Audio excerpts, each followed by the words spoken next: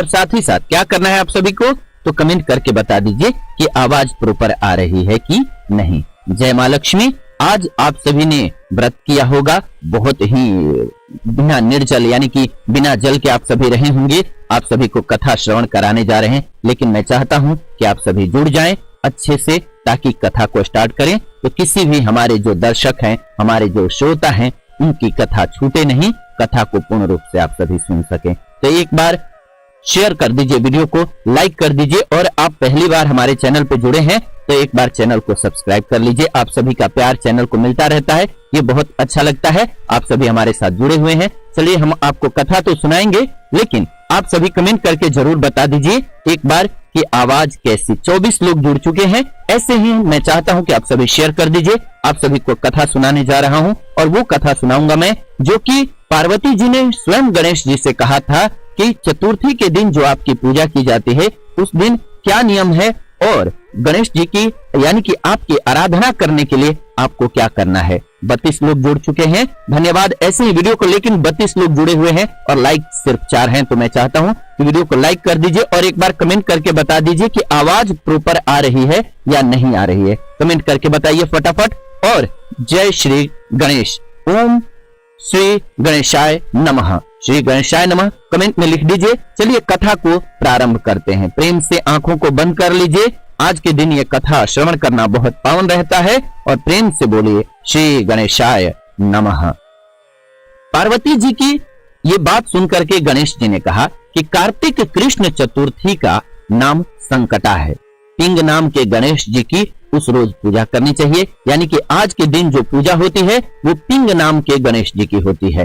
पूजन पहले कही हुई विधि से ही आपको करना है, यानी कि आप सभी जानते हैं जैसे कि चतुर्थी के दिन पूजा किया जाता है, उसी प्रकार से गणेश चतुर्थी आप मनाते होंगे, उसी प्रकार से करवा चौथ का भी पूजन करना चाहिए। भोजन एक बार करना है आपको। व्रत और पूजन के बाद ब्राह्मण को भोजन करा करके खुद चुप रह करके भोजन करना चाहिए।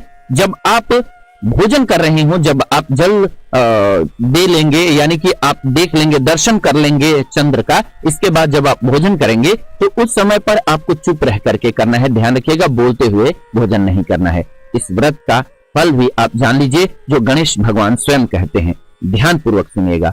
कार्तिक महीने के कृष्ण चतुर्थी संकटा को घी और उड़द मिला करके हवन करना चाहिए। ऐसा करने से जो भी मनुष्य करेगा उसको सब तरह की सफलता मिलती है। ये कार्तिक महीने का कृष्ण पक्ष चल रहा है और आज के दिन चतुर्थी तिथि है। श्री कृष्ण जी ने कहा कि वृत्रासुर राक्षस ने तीनों लोकों को विजित करके देवों को अपने अधीन कर लिया, यानी कि वृत्रासुर जो है वो देवलोक यानी कि तीनों लोकों को जीत चुका था और सब पर उसका अधिकार हो गया था। उसने देवताओं को उनके लोक से निकाल दिया। फलस्वरूप देवतागण देशों को छोड़ करके 10 दिशाओं में भाग गए। तभी सभी देव क्या किए। धन्यवाद, आप सभी 64 लोग जुड़ चुके हैं, और मैं चाहता हूं कि आप सभी वीडियो को लाइक करके गणपति बप्पा मोरया, श्री गणेशाय नमः जरूर लिखें, ताकि आगे और आपके मन में जो सवाल आएगा आज चतुर्थी को लेकर के, गणेश चतुर्थी को लेकर के या करवा चौथ को लेकर के, आप जरूर लिखते चलिए, हम उसका भी समाधान साथ साथ करते चलेंगे। चलिए कथा को आगे बढ़ाते हैं। क्या हुआ? वृत्रासुर राक्षस ने तीनों लोकों को जीत लिया। इसके बाद वहां से देवताओं को उसने भगा दिया, और देवताओं को जब उनके लोक से भगाया तो 10 दिशाओं में वो लोग भाग गए। तब सभी देव इंद्र के साथ भगवान विष्णु की शरण में गए। देवों की बात सुनकर के विष्णु भगवान ने कहा कि समुद्र के मध्य टापू में रहने के कारण वे कष्ट रहित होकर के शरारती एवं बलवान हो गए हैं। ब्रह्मा जी से उन्होंने किसी भी देव के द्वारा न मरने का वरदान ले लिया है।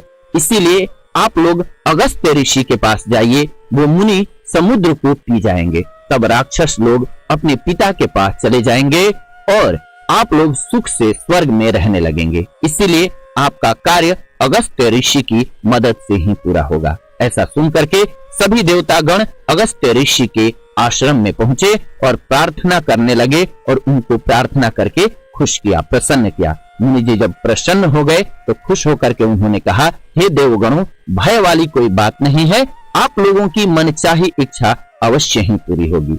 मुनि जी की इस बात को सुनकर के सारे देवता अपने अपने राज्य में चले गए। इधर मुनि जी को फिक्र हुआ कि 1 लाख कोस इस बड़े समुद्र को मैं कैसे पी सकूंगा। कह तो दिया मैंने।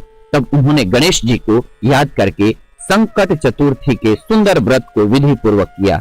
3 महीने तक व्रत करने के बाद गणेश जी उनसे खुश हुए। उसी व्रत के प्रभाव से अगस्त्य ऋषि ने समुद्र को आसानी से पीकर सुखा दिया। गणेश जी की इस बात से पार्वती जी बहुत खुश हुई और कहने लगी कि मेरा पुत्र संसार द्वारा पूजित है और सारी सिद्धियों को देने वाला है। कृष्ण जी कहते हैं कि हे युधिष्ठिर, आप भी गणेश चतुर्थी का व्रत कीजिए।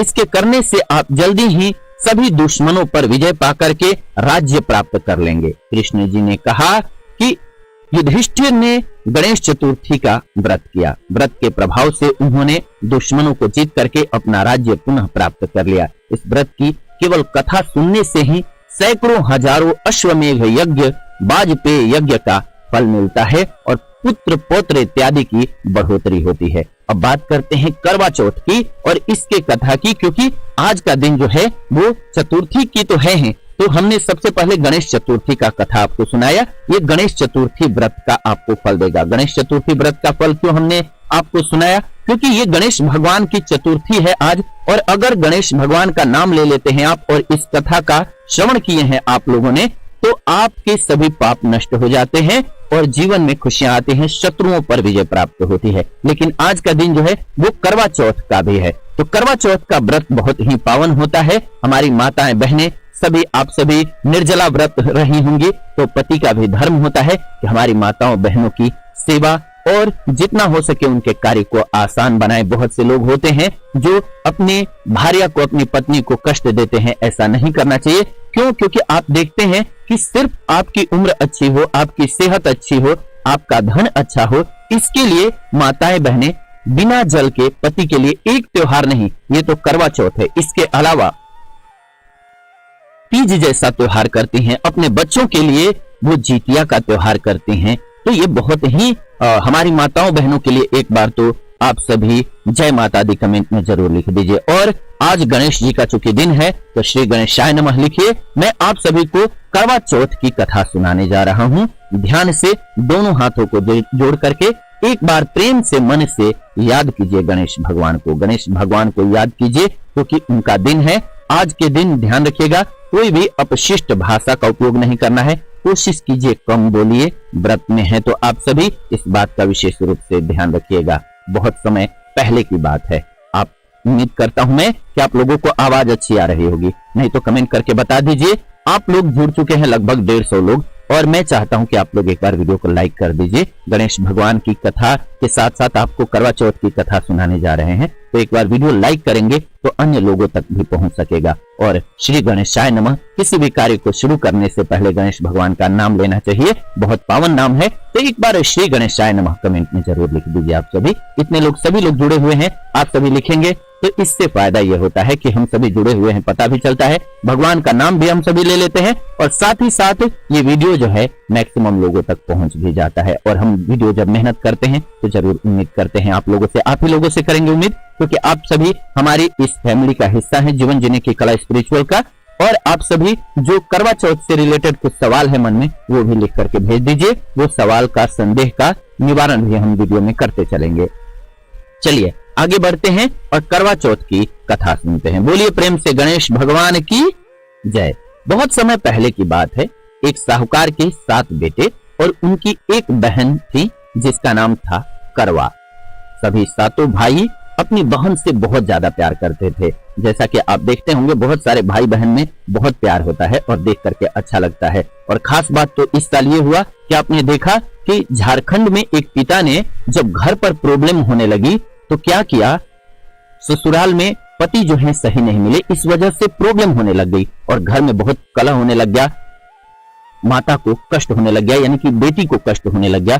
तो जैसे बारात में धूमधाम से बारात जाती है, वैसे उन्होंने वहां से बारात लेकर के गए और बेटी को घर वापस लाया। नहीं तो कई बार देखते हैं कि दहेज के कारण कई बार मिसबिहेव करके पति के साइड से भी ये गलती होती है कि वो जला तक देते हैं। ये नहीं करना चाहिए ये, क्योंकि घर को संभालती तो एटलीस्ट जो है लास्ट में वो माताएं बहनें ही हैं। और हाँ, कहीं कहीं कई जगह पर माताओं बहनों में भी गलती हो जाती है, तो उसका भी ध्यान रखना चाहिए। करवा चौथ आप कर रहे हैं लेकिन पति को भाषा जो यूज कर रहे हैं अन्य दिनों में बात करने का, वो सही नहीं है, तो कोई मतलब नहीं है इसका। तो दोनों तरफ से सम्मान रहेगा तो रिश्ता बहुत अच्छा रहेगा। तो रिश्ता में सम्मान होना बहुत जरूरी है। बोलिए प्रेम से गणेश भगवान की जय। तो हम लोग कहाँ थे? तो करवा उनकी एक बहन थी, सातों भाई उनसे बहुत प्यार करते थे, यहाँ तक कि वो लोग पहले उन्हें खाना खिलाते थे और बाद में खुद खाते थे। सातों भाई जो थे वो पहले बहन को खाना खिलाते थे और बाद में जो है खुद खाना खाते थे। एक बार उनकी बहन ससुराल से मायके आई हुई थी। अब देखिएगा इसमें भी दोस्तों एक विडंबना क्या है कि आप देखते होंगे बहन जब घर रहती है, अपने घर रहती है तो बहुत सारा प्यार, बहुत सारा केयर करते हैं। उसी बहन की शादी हो जाती है और ससुराल में प्रॉब्लम होने लग जाती है तो उतना केयर नहीं करते हैं। इसीलिए मैंने उस झारखंड के पिता की कथा सुनाई आपको कि बाजाबता उन्होंने बारात लेकर के गए और अपनी बेटी को घर वापस लाए। तो कई बार जब रिश्ता सही नहीं जुड़ता है किसी कारणवश, क्योंकि पता नहीं होता है और बहुत कष्ट होने लगे, प्रताड़ना होने लगे, तो जरूर माँ बाप को भी, भाइयों को भी बहन की बात सुननी चाहिए। जैसे आप प्यार दिखाते हैं बचपन से, वैसे ही आपको उस समय भी केयर की जरूरत होती है, क्योंकि बहन आपकी या हमारी वो किसी अन्य घर में गई हैं तो उनकी पीड़ा अगर भाई नहीं सुनेंगे, पिता नहीं सुनेंगे तो कौन सुनेगा। और ससुराल पक्ष में भी आपको भी ऑलवेज ध्यान रखना चाहिए कि जो माताएं बहनें हैं, आपके घर की भी बहन किसी और घर में गई है, तो अगर हम इन बातों को थोड़ा सा ध्यान दें तो बहुत हेल्दी रिश्ता रह सकता है। चलिए खैर आगे बढ़ते हैं और कथा का श्रवण करते हैं। शाम को भाई जब अपना व्यापार व्यवसाय बंद करके घर आया तो देखा उसकी बहन बहुत व्याकुल थी, क्योंकि सभी भाई खाना खाने बैठे और अपनी बहन से भी खाने खाने के लिए आग्रह करने लगे, जैसा कि रोज करते थे कि बहन पहले खाना खाती है। लेकिन बहन ने बताया कि उसका आज करवा चौथ का निर्जल व्रत है और वो खाना सिर्फ चंद्रमा को देख करके, उन्हें अर्घ्य दे करके ही खा सकती है, क्योंकि चंद्रमा अभी तक निकले नहीं है, इसीलिए भूख प्यास से व्याकुल हो उठी है और उसके चेहरे पर जो है वो लालिमा वो नहीं दिख रही है, वो कांति नहीं दिख रही है, थोड़ा सा जो परेशानी दिख रही है, क्योंकि अब भूख जो है और प्यास जो है बढ़ गई है। सबसे छोटे भाई को अपनी बहन की हालत तो देखी नहीं गई और वो दूर पीपल के पेड़ पर एक दीपक जला करके चलने की ओट में रख दिया। दीपक जलाया और पेड़ पर दूर ऊपर चढ़ करके रख दिया। दूर से देखने पर वो ऐसा लग रहा था जैसे कि चांद हो, चतुर्थी का चांद उदित हो रहा हो, ठीक ऐसा लग रहा था। अब चांद का दर्शन कराना जरूरी था, इसलिए लग रहा था कि ये चांद है। बहन ने देखा तो वो उसको लगा कि ये तो चांद है। आप सभी कैसे जुड़े हुए हैं, वीडियो को लाइक कर दीजिए और मैं चाहता हूं कि एक बार श्री गणेशाय नमः लिखते चलिए कमेंट में, क्योंकि आप सभी जैसे जुड़ते जाते हैं, कथा श्रवण करते जाते हैं, मुझे भी अच्छा लगता है आप लोगों को कथा सुनाना, ऐसे ही नए नए व्रत और त्योहार के बारे में जानकारियां देना। और आप हमसे जुड़े हुए हैं ये पता चलेगा तो ही हमें भी बोलने में एनर्जी मिलती है, अच्छा लगता है। तो हुआ क्या, कथा कहाँ पर थे हम लोग, लेकिन आप सभी से इसीलिए रिक्वेस्ट किया मैंने क्योंकि गणेश भगवान का दिन है, तो एक बार गणेश चतुर्थी के लिए श्री गणेशाय नमः जरूर लिख दीजिए कमेंट में। तो हुआ क्या कि बहन ने भाई अपनी बहन को बताया आकर के कि चांद निकल आया है, तुम उसे अर्घ्य देने के बाद भोजन कर सकती हो। बहन खुशी के मारे सीढ़ियों पर चढ़ करके चांद को देखने लगी, क्योंकि उसको भूख तो लगी ही थी और आप सब भी अब चाह रहे होंगे क्योंकि समय हो गया है, तो लगता है कि चांद कब निकलेंगे कब निकलेंगे। और अर्घ्य दे करके खाना खाने के लिए वो बैठ गई। कौन? बहन। वो पहला टुकड़ा मुंह में डालती है तो उसे छींक आ जाती है, दूसरा टुकड़ा डालती है तो उसमें बाल निकल आता है, और जैसे ही तीसरा टुकड़ा बहन मुंह में डालती है या डालने की कोशिश करती है तो उसके पति की मृत्यु का समाचार उसे मिल जाता है। वो बौखला जाती है, परेशान हो जाती है दोस्तों। और परेशान होना बहुत स्वाभाविक बात है कि परेशान तो कोई भी होगा। वीडियो को आप सभी एक बार लाइक कर दीजिए। मैं चाहता हूं कि आप लोग वीडियो को लाइक कर दीजिए और कथा का जो भी श्रवण करते हैं उनके जीवन में क्या होता है कि रिश्ते बहुत अच्छे चलते हैं। इसीलिए आज की ये कथा बहुत पावन है। करवा चौथ के व्रत का जो असली मतलब भी है वो यही है। आजकल के रिश्तों में देख रहे हैं आप सभी कितनी सारी समस्याएं आ रही हैं, और सबसे बड़ी समस्या कब आती है? जब एक दूसरे का रिस्पेक्ट नहीं करते हैं, पति पत्नी का रिस्पेक्ट नहीं करते हैं और पत्नी जो है पति का रिस्पेक्ट नहीं करते हैं। तो ये जो व्रत और त्योहार बीच में आते हैं इनका मतलब भी यही होता है कि सम्मान एक दूसरे का किया जाए। अगर हमसे लड़ाई भी होती है तो उसको बस एक डिस्कशन की तरह से लिया जाए, न कि आर्गुमेंट बना करके लड़ाई किया जाए। लड़ाई होने पर और एक बार भाषा की मर्यादा लांघ जाते हैं कोई भी हो, वो चाहे पति हो, पत्नी को अगर उल्टा एक बार बोलने लगे या पत्नी पति को बोलने लगे तो वो हैबिट बन जाती है और फिर रिश्ता निभा पाना, चला पाना बहुत मुश्किल हो जाता है। तो इसीलिए हमें इस बात का हमेशा ध्यान रखना चाहिए। 300 लोग जुड़ चुके हैं और आप सभी का दिल से धन्यवाद है कि आप लोग जुड़े हुए हैं, कथा को देख रहे हैं। एक संकल्प जरूर कीजिएगा, कोशिश कीजिएगा जब भी आपको लगे कि लड़ाई होने वाली है पति पत्नी के बीच, तो उस समय पर आप चुप हो जाएं, क्योंकि रिश्ते में बड़ा छोटा नहीं होता है।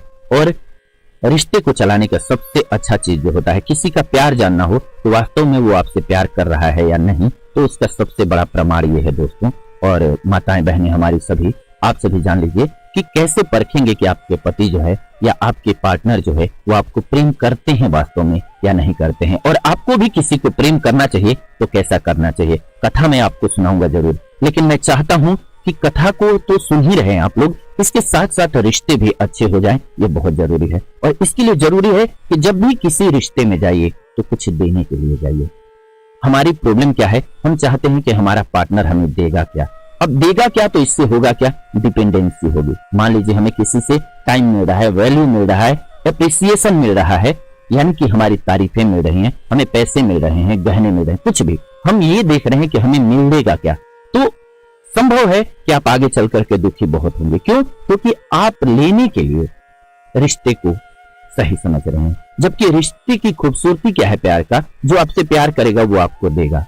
देगा का मतलब ये नहीं है कि पैसे रुपए देगा, देगा क्या, आपको एडवाइस भी दे सकता है, आपके आगे बढ़ने की फिक्र करेगा। आप स्टडी करती हैं तो आपको पढ़ने के लिए कहेगा, प्रेरित करेगा कि आपको ये पढ़ना चाहिए, ये फॉर्म भरना चाहिए, आपकी मदद करेगा आगे बढ़ने में। और रिश्ता जो है वास्तव में वही खूबसूरत है और वही रिश्ता चल सकता है जब एक दूसरे के लिए रिस्पेक्ट हो, म्यूचुअल रिस्पेक्ट हो, ये बहुत जरूरी है।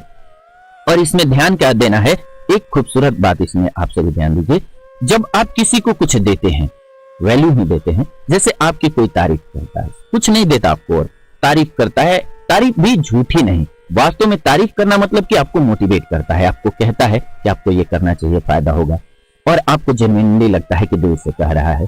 तो आप बताइए कि उस इंसान के साथ आपको बात करने की इच्छा होती है कि नहीं, आपका उससे लड़ाई करने का कभी मन होता है? नहीं होता है, आप उसके साथ रहना चाहते हैं। तो क्या दिया उसने, वैल्यू दिया आपको, तो आप इतना देते हैं। सोचिए मैटेरियलिस्टिक रूप में भी अगर आपको देते हैं सब कुछ, रिश्ते में जब आप देने के लिए जाते हैं तो आपको कैसे कोई भूल सकता है, आपको कैसे कोई दूर कर सकता है।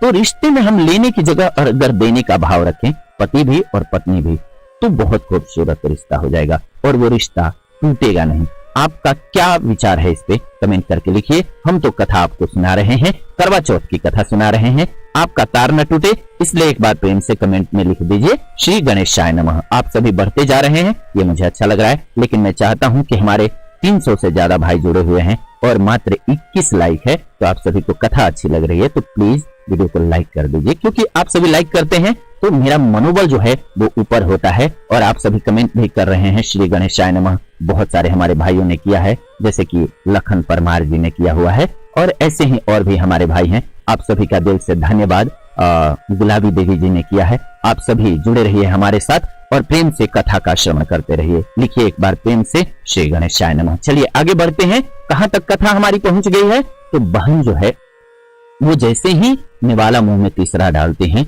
उनके पति की मृत्यु की खबर आ जाती है। उनकी भाभी उन्हें सच्चाई से अवगत कराती हैं कि उसके साथ ऐसा क्यों हुआ। वो आखिर सोचती है लड़की कि ऐसा क्या गलती किया मैंने कि मेरे पति का देहांत हो गया, ऐसी कोई गलती तो नहीं की मैंने। और होता है, हम सब भी जब कोई हमारे जीवन में बुरा होता है तो हम जरूर सोचते हैं कि ऐसा क्या गलत किया है मैंने जिसकी वजह से मेरे साथ ऐसा हो रहा है। तो करवा चौथ का व्रत गलत तरीके से टूटने के कारण देवता उससे नाराज हुए हैं और उन्होंने ऐसा किया है, वो बताती हैं। दोस्तों एक बात जान लीजिए, कर्म फल पे बात करेंगे, लेकिन पहले आपको ये कथा आगे बढ़ाते हैं, फिर कर्म फल पे वीडियो में बने रहिएगा। आज आपको वो वैल्यू मिलेगा इस वीडियो से जो आपके रिश्ते को खूबसूरत बनाएगा और पूरे जीवन के लिए ये मंत्र काम आने वाला है। आपको वो मंत्र भी बताएंगे हम आज के दिन कि आज के दिन किस मंत्र का प्रयोग करना है। सच्चाई जानने के बाद करवा जो थी, यानी कि सातों भाइयों की जो बहन थी, उन्होंने निश्चय किया कि वो अपने पति का अंतिम संस्कार नहीं होने देंगी और अपने सतीत्व से उन्हें पुनर्जीवन दिख करके वो रहेंगी, यानी कि पुनः वापस लाएंगे। जैसे कि सती सावित्री के बारे में आपने सुना था। तो एक बार करवा जी के लिए आप मन से गणेश भगवान का नाम लीजिए और करवा जी के लिए जय करवा माता आप जरूर कमेंट में लिखिए, क्योंकि उन्होंने जैसे कि हमारी सती अनसुईया माता ने किया था वैसे ही इन्होंने प्रण ले लिया कि मैं अपने पति को वापस जिंदा ला करके रहूंगी। वो पूरे 1 साल तक अपने पति के शव के पास बैठी रहीं, उनकी देखभाल करती रहीं। उसके ऊपर उगने वाली सुईनुमा घास को वो एकत्रित करती जाती रहीं। 1 साल बाद फिर करवा चौथ का दिन आता है। उन्होंने पूरे साल तक चौथ के दिन व्रत तो किया। जब भी महीने में चौथ की तिथि आई तो उन्होंने व्रत किया, लेकिन 1 साल के बाद वापस से करवा चौथ का दिन आ गया। उनकी सभी भाभियां करवा चौथ का व्रत रखती थी और वो उस साल भी रखी। जब भाभियां उससे आशीर्वाद लेने आती हैं तो वो प्रत्येक भाभी से क्या बोलती हैं? यम सुई ले लो। क्या बोलती हैं? यम सुई ले लो, पिय सुई दे दो, मुझे भी अपने जैसी सुहागिन बना दो, ऐसा आग्रह करती हैं। लेकिन हर बार भाभी उसे अगली भाभी से आग्रह करने का कह करके चली जाती हैं। चूंकि उनके साथ भाभियां थी, जो भाभी सुनती हैं वो अगली भाभी के लिए कह करके चली जाती हैं। इस प्रकार से जब 6ठे नंबर की भाभी आती हैं तो करवा उससे भी यही बात दोहराती हैं। ये भाभी उसे बताती है चूंकि सबसे छोटे भाई की वजह से उसका व्रत टूटा था, इसीलिए उसकी पत्नी में ही शक्ति है कि वो तुम्हारे पति को दोबारा जीवित कर सकती है। इसीलिए जब वो आए तो तुम उसे पकड़ लेना और जब तक वो तुम्हारे पति को जिंदा न कर दे उसे नहीं छोड़ना, ऐसा कह करके वो चली जाती है। अब देखिएगा कि गलती चाहे अनजाने में हुई है, वो छोटे भाई का भाव क्या रहा है कि मैं बहन को खाना खिला दूं, परेशान है, और इसलिए उसने दीपक रख दिया था ले जा करके कि वो देखेगी, उसको लगेगा चांद निकला है, वो खाना खा लेगी। अब परिणाम प्रकृति का रूल और ये हमारे संसार का रूल बहुत अलग है दोस्तों। कैसे? तो प्रकृति का नियम क्या है?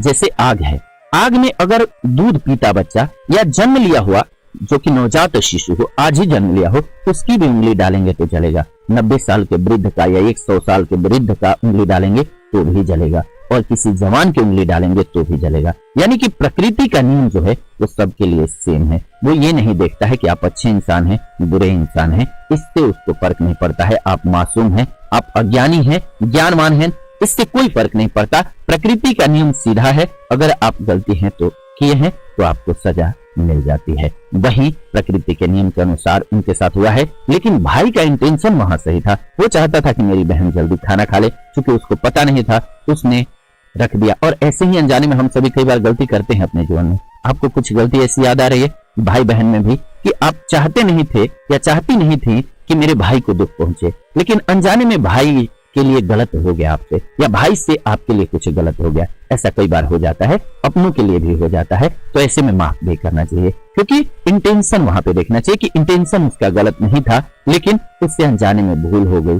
क्योंकि वो भी नहीं जानता था कि मैं दीपक रख दूंगा, मेरी बहन जो है उस दीपक को देख करके और अगर अपना व्रत तोड़ देगी तो उसका नुकसान होगा। और उसने सिर्फ इस आशय से किया कि मेरी बहन परेशान न हो, इस आशय से उसने दीपक जला दिया था। अब होता क्या है, वो सबसे छोटा भाई जो है वो उसकी पत्नी आती है, सबसे अंत में छोटी भाभी आती है। करवा उनसे सुहागिन बनने का आग्रह करते हैं, लेकिन वो टाल मटोल करने लगती हैं। इसे देख करके करवा उन्हें जोर से पकड़ लेते हैं और अपने सुहाग को जिंदा करने के लिए कहती हैं। भाभी उससे छुड़ाने के लिए नोचती है, खसोटती है, लेकिन करवा छोड़ती नहीं है। अंत में उसकी तपस्या को देख करके भाभी पसीज जाती हैं और अपनी छोटी उंगली को चीर करके उसमें से अमृत उसके पति के मुंह में डाल देती हैं। करवा के पति तुरंत श्री गणेश कहते हुए उठते हैं। आप भी एक बार प्रेम से श्री गणेशाय नमः कमेंट में लिख दीजिए। इस प्रकार से प्रभु कृपा से उसकी छोटी भाभी के माध्यम से करवा को अपना सुहाग वापस मिल जाता है। हे श्री गणेश, माँ गौरी जिस प्रकार से करवा को चिर सुहागन का वरदान आपसे मिला है, वैसे ही आप सुहागिनों को दें। हे गणेश भगवान, आप सभी हमारी जो माताएं बहनें हैं उनका जीवन सुखमय बनाएं। और इस प्रकार से करवा चौथ के दिन इस कथा का जो श्रवण करते हैं उनका जो है व्रत सफल माना जाता है। श्री गणेशाय नमः इस मंत्र का आज आप जाप जरूर कीजिएगा। श्री गणेशाय नमः ये मंत्र बहुत ही पावन है आज के दिन के लिए, लेकिन ध्यान क्या देना है कि आप जल्दबाजी मत कीजिएगा।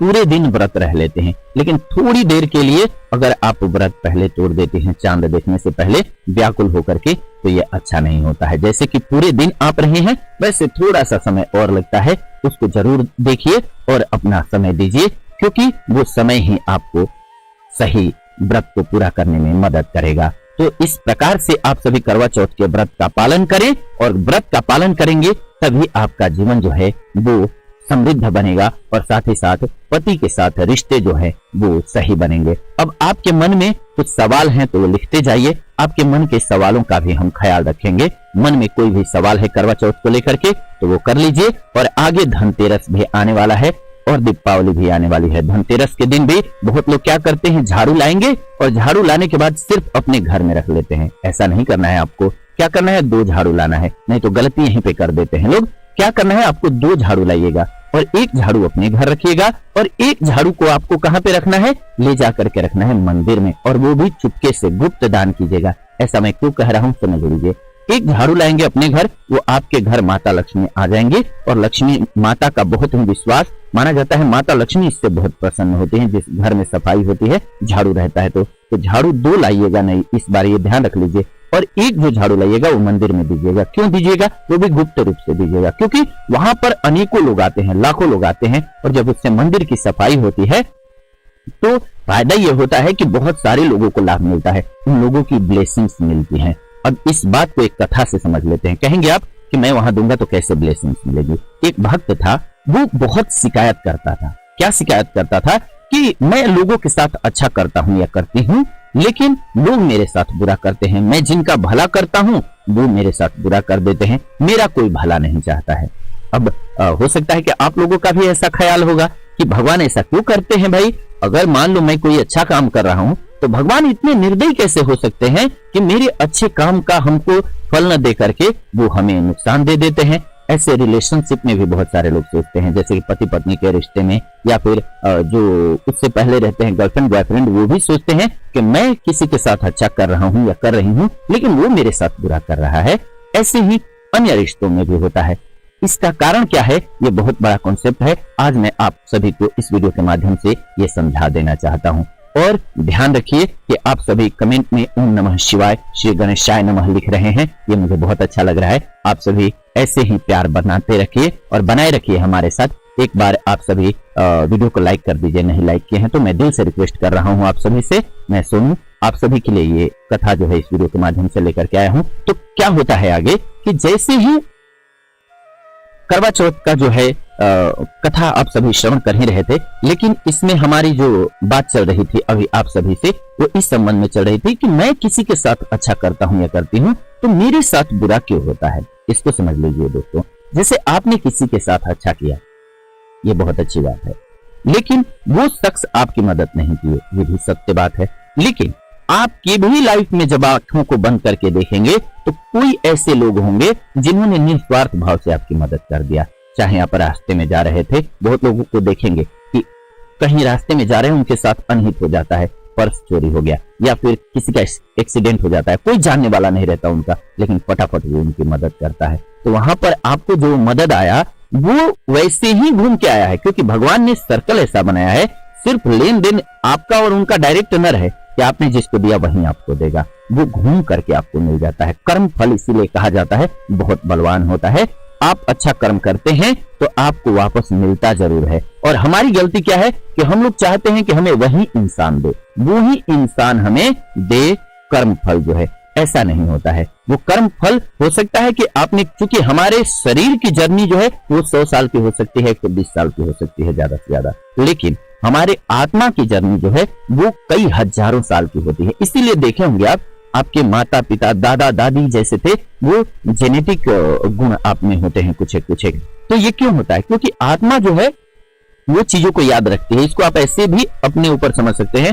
बहुत सारी चीजें होंगी जिनको सीखने में आपको बहुत प्रयत्न करना पड़ता होगा, और कुछ चीज आप ऐसी देखते होंगे जो पहली बार देख रहे हैं, लेकिन आज से आसानी से हो गया, आसानी से आप पकड़ लेते हैं। तो इसको क्या समझते हैं? क्योंकि वो जो आपकी बॉडी जो है, वो आत्मा जो है वो संग्रहित रखती है, वो आप बहुत आसानी से कर जाते हैं कार्य को। तो इसीलिए दोस्तों ये समझ लीजिए कि आप किसी का भला कर रहे हैं तो डायरेक्ट उससे आपको फायदा मिले या ना मिले, लेकिन अगर आपने भला किया है किसी का, निस्वार्थ भाव से किया है, तो वो आपको रिटर्न प्रभु जरूर दे देंगे, ईश्वर जरूर दे देंगे, हमारे गणेश जी जरूर दे देंगे। वो कैसे दे देंगे? तो वो कौन आपकी आकर के लाइफ में कहां मदद कर जाएगा आपको पता भी नहीं रहेगा। वो आपका कोई अनजान हो सकता है, आपसे उसका दूर दूर तक वास्ता नहीं होगा और वो आपकी मदद करके चला जाता है। जैसे कि नौकरी ही बहुत सारे लोगों की ऐसे लग जाती है कि अनजान लोग होते हैं बता करके और वो नौकरी लगवा देते हैं। तो इसको क्या समझते हैं आप? आपने किसी के लिए नहीं किया और आपके लिए उन्होंने कर दिया, अलग लोगों ने कर दिया, आपने किसी और की मदद की। तो ईश्वर जो है ऐसे ही इस सृष्टि को बनाए हैं कि आप एक दूसरे के काम आ सको। हम सभी नहीं समझते हैं तो एक दूसरे को गाली देना और लड़ना करते रहते हैं। जिस दिन इस कॉन्सेप्ट को समझ जाएंगे हमें ये नहीं करने की इच्छा होगी। और इसी प्रकार से पति पत्नी के बीच प्रेम बनाए रखें और करवा चौथ के व्रत का पालन करते रहें। करवा चौथ का व्रत जो है बहुत ही पावन व्रत है। हमारी माताएं बहनें अभी निर्जल व्रत रखी होंगी, आप सभी उपवास की होंगे। आप सभी को दिल से धन्यवाद। आप सभी कथा का श्रवण भी कर रही हैं, बहुत अच्छा। और इस कथा का जितनी बार श्रवण किया जाए करवा चौथ के दिन बहुत पावन रहता है। और करवा चौथ की ये जो कथा है वो आपके जीवन को सफल बनाती है और आपके रिश्ते को सफल बनाती है। लेकिन रिश्ते को सफल बनाने के लिए जैसा कि मैंने कहा कि वाणी का बहुत ध्यान रखना चाहिए। और इसको आपको एक और रामायण की कथा से सुनाता हूँ, फिर आपको करवा चौथ की एक कथा सुनाऊंगा मैं। लेकिन उससे पहले रामायण की एक छोटी सी घटना जान लीजिए।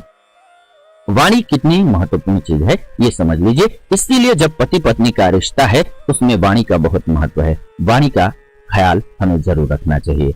एक बार की बात है कि मैं नामक दानव बाली सुग्रीव के घर पर आकर के और दहाड़ मारने लगा कि कहां हो। बाली बाहर निकले, क्योंकि बाली इतना बलशाली था, उसको मिला हुआ था वरदान, जो उसके सामने आता था आधी शक्ति उसकी उसमें चली जाती थी। तो बाली के घर के बाहर आकर के मैं नामक दानव जो है दहाड़ने लगा कि बाहर निकलो, तुम में अगर पावर है तो। वो मायावी था तो बाली को रहा नहीं गया, क्योंकि पावर था उसमें, गुस्सा आया और वो बाहर निकल गया। बाली सुग्रीव दोनों बाहर निकले, मैं नामक दानव जो था वो भाग निकला और भागते भागते एक गुफा में चला गया। जब गुफा के अंदर चला गया तो बाली ने सोचा कि सुग्रीव को भी अंदर नहीं ले जाते हैं, सुग्रीव को बाहर रख देते हैं, मैं अंदर जाता हूं। तो उसने ध्यान दीजिएगा, इस बात को गौर से ध्यान दीजिएगा, ये छोटी सी बात ही बाली के प्राण का घातक बनी, जान लेकर के गई। क्या थी बात वो?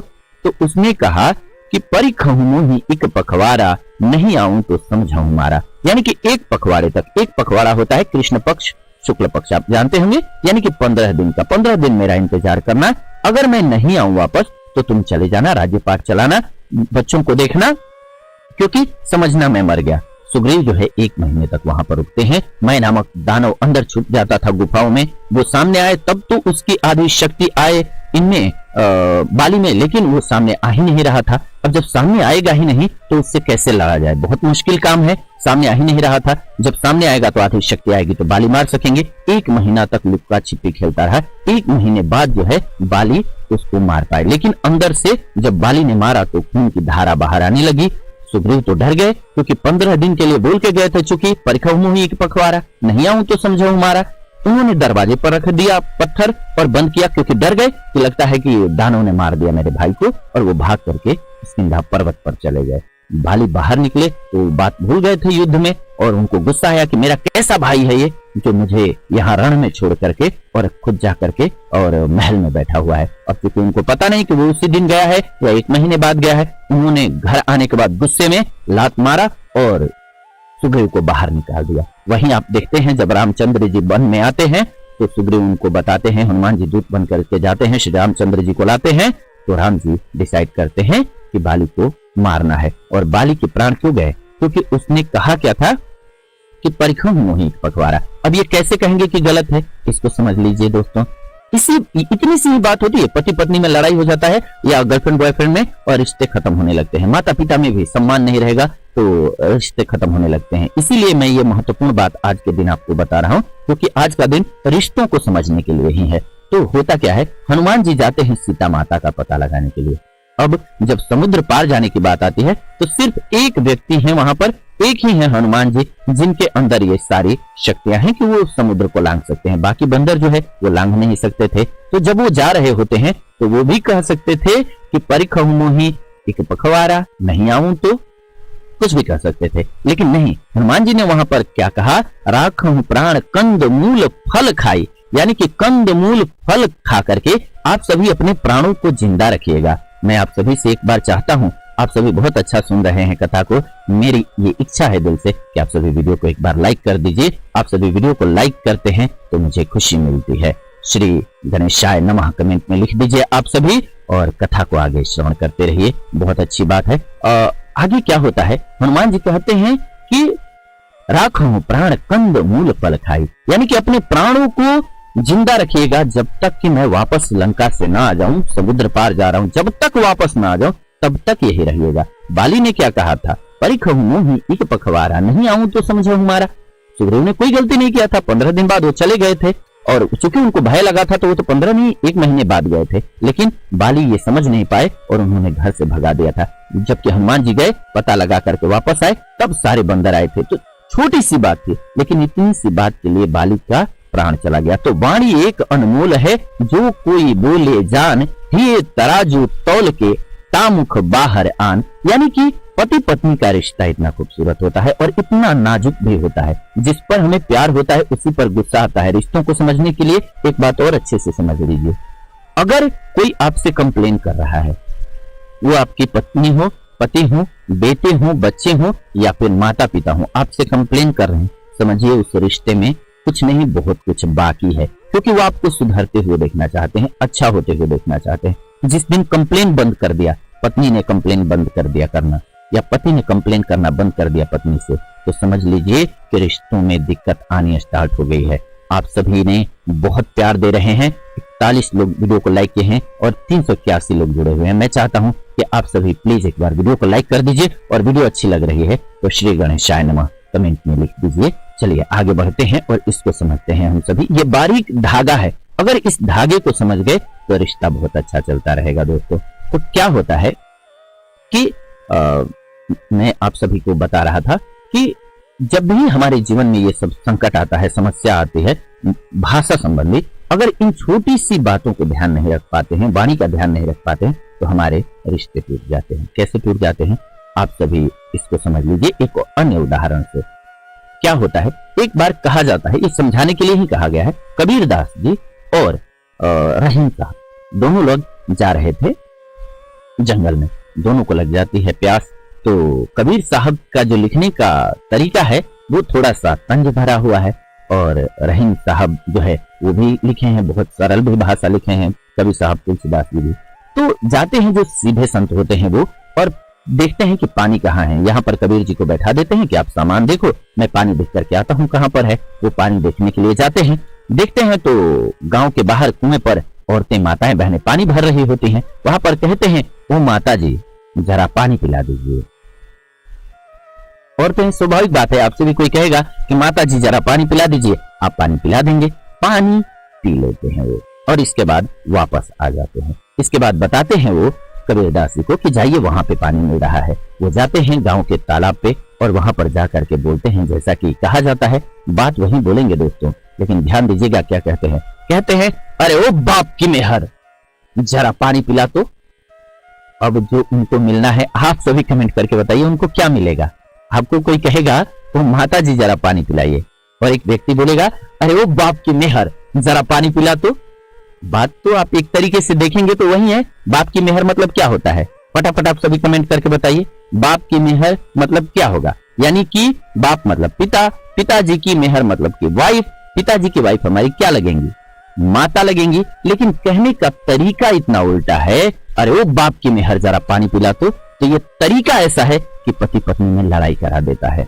जी हाँ दोस्तों, यही सेम होता है जब आप बाहर के गुस्से लेकर के आते हैं, बाहर ऑफिस गए हुए हैं और किसी अन्य का गुस्सा आप आकर के वाइफ पर उतारते हैं, पत्नी पर उतारते हैं। अब स्वाभाविक सी बात है कि आपने किसी और का गुस्सा कहीं और ट्रांसफर कर दिया, तो वो कैसे सहन करेंगे और कैसे नहीं घर में लड़ाई होगी और कैसे वो रिश्ता चलेगा। ये समझना पड़ेगा हमें कि हमारा गुस्सा जो है किस चीज का है और ये एनालाइज करना चाहिए। इसीलिए कहा जाता है ध्यान करना चाहिए। ध्यान का मतलब क्या है, जब आप सेल्फ रियलाइजेशन में आंखों को बंद करके बैठते हैं तो आपको सेल्फ रियलाइजेशन होता है। हम अपने साथ आज बात करना ही भूल गए हैं, इतना फोन की दुनिया में खो गए हैं कि हम अपने साथ बात ही नहीं कर पाते हैं। और अपने साथ अगर बात नहीं करेंगे तो ये दिक्कत होगा। खुद से संवाद भी बहुत जरूरी है। तो इसीलिए भाषा का ख्याल रखना चाहिए, खास करके पार्टनर से। अपने पार्टनर से जब भी आप कोई बात बोलिए तो 2 उदाहरण मैंने आप सभी को बताए। कौन कौन से? एक बताया मैंने हनुमान जी के और बाली के संबंध में कथा कि एक बाली क्या कहे थे कि परिखहूं मुहि के पखवारा, नहीं आऊं तो समझो हमारा। हनुमान जी ने क्या बोला था वहां पर? क्योंकि उनको सर्टेन पता नहीं है, आप एक युद्ध में अंदर जा रहे हो, वो दानव कितने दिनों में हारेगा ये आप कॉन्फिडेंस से कैसे कह सकते हो? और बाली को ओवर कॉन्फिडेंस था उस समय पे। क्यों था? क्योंकि उसको जो वरदान मिला हुआ था वो रावण को 6 महीने तक अपनी कांख में यानी कि बगल में दाब करके घूमा था। वो किसी से क्यों डरे? उसको आधी शक्ति सामने आ जाती थी। तो जब घमंड में आदमी होता है उसको पता नहीं चलता है मैं कौन सा मिसबिहेव कर रहा हूँ, किसके साथ मिसबिहेव कर रहा हूँ। और बाली भी ठीक वही कर रहा था। उसने बोला परिखहूं मुहि पखवारा, नहीं आऊं तो समझो हमारा। और उसको मैं दानव से जब पाला पड़ा तो महीने लग गए और ये बात उसके लिए जान का घातक बनी। जबकि हनुमान जी जो है बहुत चतुर हैं। वो क्या कहते हैं कि राखूं प्राण कंदमूल फल खाई। ठीक ऐसे ही यहाँ पर जो कालिदास जी जो है उन्होंने कहा माता जी पानी पिला दीजिए, लेकिन कबीरदास जी ने क्या कहा? अरे वो बाप की मेहर, जरा पानी पिला दे। बाप की मेहर मतलब माँ होगा। मैंने आप सभी से पूछा था, फटाफट कमेंट करके बताइए। उम्मीद है कि आप सभी बता रहे होंगे। फटाफट कमेंट करके बताइए। एक बार दिखाइए इधर कितने सारे हमारे भाई बहनों ने कमेंट किया हुआ है। कमेंट ऑन कीजिए, चैट लाइव चैट का ऑन कीजिए। हाँ, बाप की मेहर मतलब क्या होता है? मैंने आप सभी से ये सवाल किया था, आप सभी कमेंट करके बताइए फटाफट।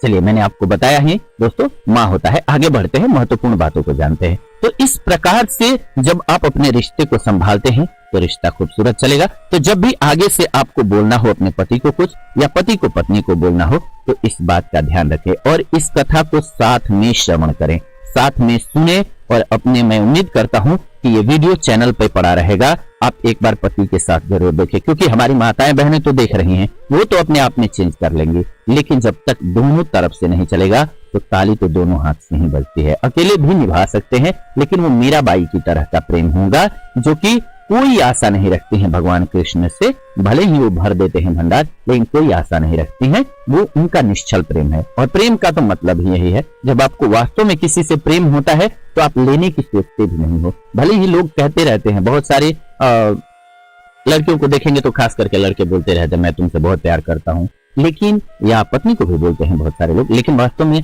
छल को और प्रेम को पकड़ने का तरीका भी यही है। जज तो नहीं करना चाहिए रिश्तों को, लेकिन समझना तो जरूरी है, क्योंकि आंखों को बंद करके जीते हैं तभी हमारे साथ मिसबिहेव स्टार्ट हो जाता है। तो आत्मसम्मान का आपको हमेशा ध्यान रखना चाहिए और कोशिश करना चाहिए कि सेल्फ डिपेंडेंट बने। आज का जो युग है वो बहुत जरूरी है कि हमारी माताएं बहनें जो हैं वो सेल्फ डिपेंडेंट रहें। सेल्फ डिपेंडेंट का मतलब क्या है?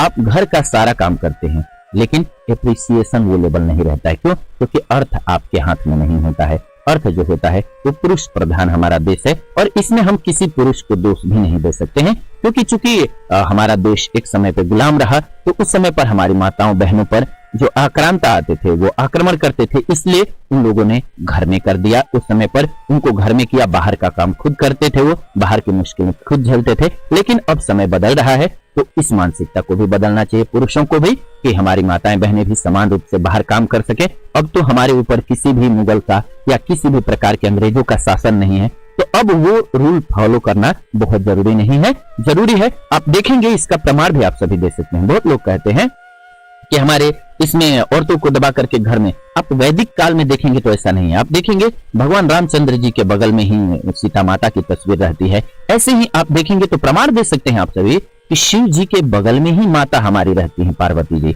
और जब भी बोला जाता है ओम पार्वती पतये नमः बोला जाता है, यानी कि पार्वती जी के पति के नाम से संबोधित किया जाता है शिव जी को। आप ये ध्यान दीजिएगा, सीता राम कहा जाता है, राम सीता नहीं कहा जाता है, सीताराम कहा जाता है। और कहा ही नहीं जाता है, राधे कृष्ण भी देखेंगे तो, या जो भी देखेंगे आप देवी देवता की तस्वीर, तो वो साथ में होते थे, सभा में होते थे, उनके ऊपर घूंघट नहीं लगा हुआ है।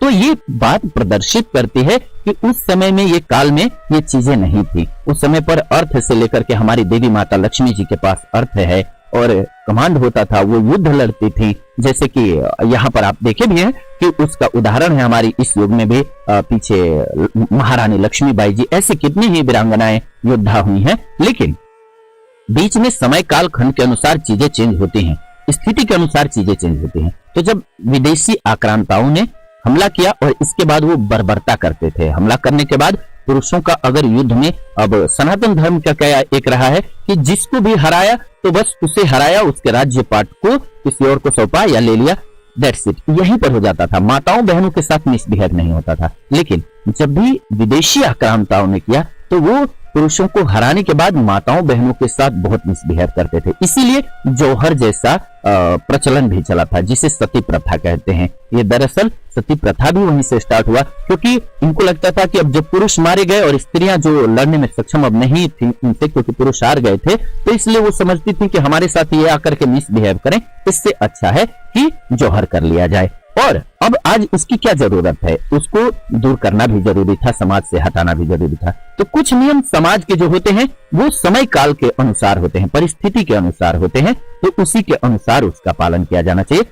कुल मिलाकर उद्देश्य मेरा कहने का यह है कि आज की माताएं बहनें जो है वो जरूर अपना ध्यान रखें, पढ़ाई करके या जो करके, क्योंकि मैं देखता हूं बहुत जगह, मुझे लगता भी है, पर्सनल मेरा एक्सपीरियंस है कि माताएं बहनें जो है बाहर भी काम करते हैं, यानी कि ऑफिस का काम करने लग जाती हैं, तब भी घर का भी उतना ही काम करती हैं, बहुत भार उठाती हैं, इसमें कोई संदेह नहीं है। ठीक है, कोई एक दो खराब हो सकता है, उसके उदाहरण चलते रहते हैं सोशल मीडिया पर आप अभी भी परसेंटेज देखेंगे तो माताएं बहनें हैं वही घर को सही से चलाती हैं, इसमें कोई दो राय नहीं है। एक कोई उल्टा कर देते हैं तो उस पर पूरे सवाल उठने लग जाते हैं।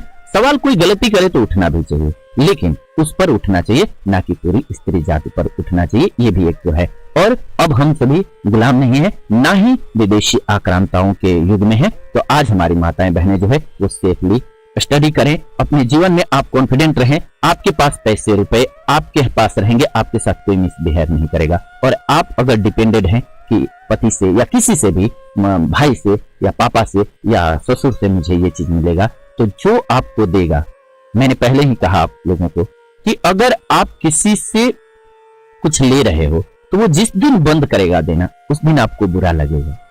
बहुत स्वाभाविक है दोस्तों कि आपको बुरा लगेगा, और वो बुरा न लगे इसके लिए क्या करना है, हमें देने वाला बनना है, लेने वाला नहीं बनना है। अगर हम देने वाला बन गए तो समझिए कि हमारे पास कितने लोग रहना चाहेंगे। आपसे कोई दूर जाना चाहेगा? आप कुछ भी देते हैं, वैल्यू, कुछ भी वैल्यू ऐड करते हो, किसी के जीवन में कुछ भी वैल्यू ऐड करते हो, बात से ही सही। आप देखते होंगे बहुत सारे दोस्त ऐसे होंगे आपके जीवन में जिन्होंने कुछ फिजिकली तो नहीं दिया, पैसे रुपए नहीं दिए, फिर भी आप उनसे बात करना पसंद करते हैं, उनके पास बैठना पसंद करते हैं। और कुछ लोग हैं जो मेटेरियलिस्टिक चीजें तो आपको दे देते हैं, यानी कि आपको पैसे रुपए दे देते हैं, खाना खिला देंगे रेस्टोरेंट में, लेकिन आपको उनके साथ बैठने की इच्छा नहीं होती। क्यों? क्योंकि वो आपको नहीं देते जो सबसे इंपॉर्टेंट चीज, वो है रिस्पेक्ट। जो नहीं देते हैं वो क्या है? आपको टाइम। जो नहीं देते हैं आपको वो है वैल्यू। तो इसीलिए आप अगर देने वाला बन जाते हैं, जिसको चाहते हैं कि ये इंसान मेरे जीवन से ना जाए, दूर ना जाए कभी, तो बस इतना सा अप्लाई करके आप सभी देखिएगा, कितना, बस इतना सा अप्लाई करके दीजिएगा कि आप लेने वाला ना बन करके देने वाला बनिए। ईश्वर आपको उससे कई गुना ज्यादा देंगे, और इसका कॉन्सेप्ट बताया मैंने कि क्यों देंगे और कैसे देंगे। अगर वीडियो को पूरा नहीं देखे हैं तो ये वीडियो YouTube पर ही रहेगा। इस वीडियो को आप सभी कट होने के बाद एक बार पूरा देखिएगा और पूरी फैमिली के साथ देखिएगा, यानी कि अपने जो बच्चे हैं, अपने जो खास करके पति पत्नी हैं या जो रिलेशन में हैं लोग, उनको जरूर देखना चाहिए, क्योंकि आज का एपिसोड जो है रिश्ते पर ही आधारित है। करवा चौथ का व्रत जो है वो रिश्तों के लिए है। रिश्ता खूबसूरत है तो करवा चौथ का व्रत जो है यही सिखाता भी है। और पता चला कि पति जो है मिसबिहेव पे मिसबिहेव किए जा रहे हैं, बदतमीजी किए जा रहे हैं, शराब पिए जा रहे हैं, तो उस कंडीशन के लिए कहा गया है हमारे शास्त्रों में कि पाप को सहके रहना निज महादुष्कर्म है, प्रिय अपने बंधु को भी दंड देना धर्म है। यानी कि हमारे वो पति ही क्यों ना हो या हमारे वो पुत्र ही क्यों ना हो, लेकिन आचरण जो है उनका सम्मान करने लायक नहीं है, तो उनका सम्मान नहीं किया जा सकता है। लेकिन वो आवाज आप कब उठा पाएंगे?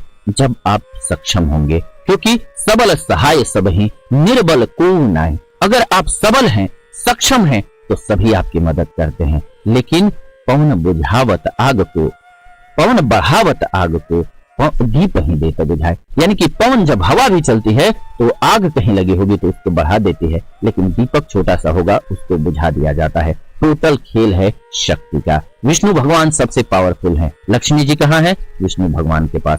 तो इसीलिए शक्ति तो आपको इकट्ठा करना होगा। और पुरुषों के लिए जो शोभा है वो शक्ति है, लेकिन हमारी माताओं बहनों के लिए जो शोभा है वो है उनका आत्मसम्मान अगर रखना है तो स्वयं के पैरों पर खड़ा होना। अगर आप अपने स्वयं के पैरों पर खड़ा हो जाएंगे और इसके लिए लड़ना पड़े फैमिली में तो लड़ेंगे। आप मेहनत करते हैं तो आपसे मैं क्यों 1 रुपए ले लूं?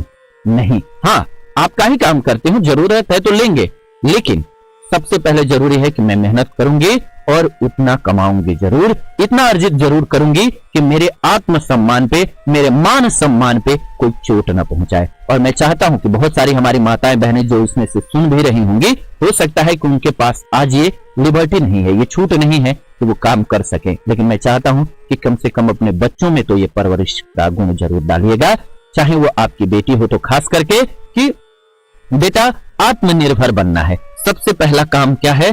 पढ़ाई करना है। बेटों का तो क्या है कि वो कई बार बदतमीजी करते हैं और इसके बाद भी उनका जीवन चल ही जाता है, क्योंकि पैतृक संपत्ति भी उनके हिस्से ही आती है। लेकिन ध्यान देना कि जो हमारी माताएं बहनें होती हैं वो एक तो दूसरे घर जाती हैं, सबसे बड़ी समस्या है वहां एडजस्ट करना है उनको, और वो घर खराब मिल गया तो अपना जो स्वयं का घर होता है, जो माता पिता का घर होता है, वो भी उस रूप से ध्यान नहीं देते हैं। मतलब उनके पास कोई रास्ता नहीं बचता है, वो प्रताड़ना इस चक्कर में सिर्फ झेलती रहती हैं, क्योंकि मैं जाऊंगी कहां, मेरा क्या होगा इस दुनिया में, जहां बाहर जाऊंगी लोग जो है भूखे भेड़िए की तरह से नजर गड़ाए हुए हैं और मिसबिहेव करना चाहते हैं, तो इसलिए वो मन में अपने दम से झेल लेती हैं, प्रताड़ना झेल लेती हैं। तो पुरुषों को भी पुरुषार्थ तो उसमें है। आप महान या बलशाली तो तब हैं जो हमारी माताओं बहनों का सम्मान करें।